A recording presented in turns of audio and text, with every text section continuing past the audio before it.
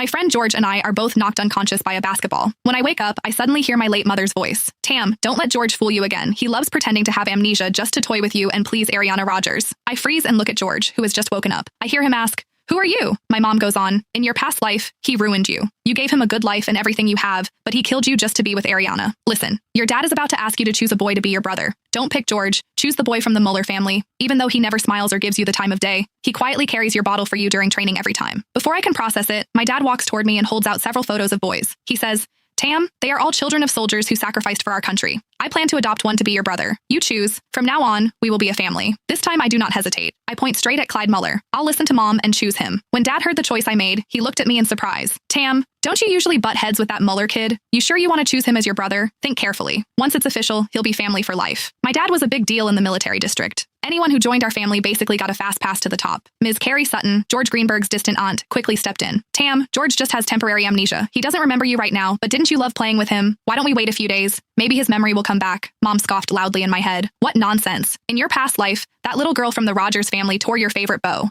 You barely said anything, yet George locked you outside. You stood in the rain for so long you almost got sick. In the end, it was that Mueller boy who came looking for you with an umbrella. He kept saying what a hassle, but still draped his coat over you." Hearing that, something in my chest tightened. I didn't understand why Mom kept talking about the past life, but every word weighed on me, like something heavy was pressing against my chest. Besides, Ariana Rogers had always been the person George cared about most. They were always playing house together, and I was the one left out. "Dad, I've decided. I want Clyde Mueller as my brother," I said firmly. Dad put the photos away and gently ruffled my hair. "All right, I respect your choice. In 2 days, I'll host a dinner and make it official." Mom let out a long breath. "That's more like it.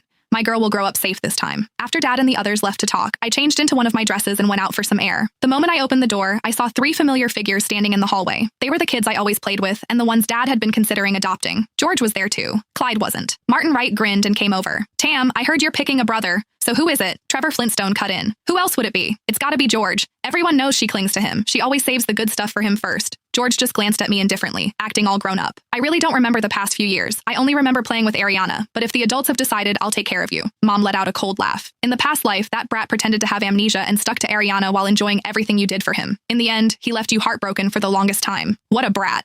I looked at George's indifferent expression. If Mom hadn't warned me, I probably would have believed him again. In the past, I used to trust him so much. I really thought he liked being friends with me. I still remembered my birthday 3 years ago. He gathered all the kids around to sing the birthday song for me, his eyes shining as he said, "Tam, I'll protect you forever." At that moment, I was so touched I nearly cried. From then on, I followed him everywhere. I never imagined he actually preferred playing with Ariana all along. He'd only been nice to me because of my dad. And now, he was just pretending to have amnesia so that he could openly say he liked being with Ariana while still agreeing to take care of me so that Dad would adopt him. As if things were that simple.